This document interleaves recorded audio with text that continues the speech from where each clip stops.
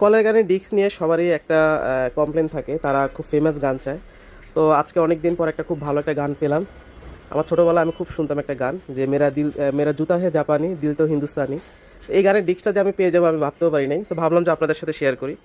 তো কেউ যদি চান তাহলে এই কলের গানের সাথে ডিস্কটা আমি দিতে পারি। তো গানটা আপনাদেরকে শুনে শুনে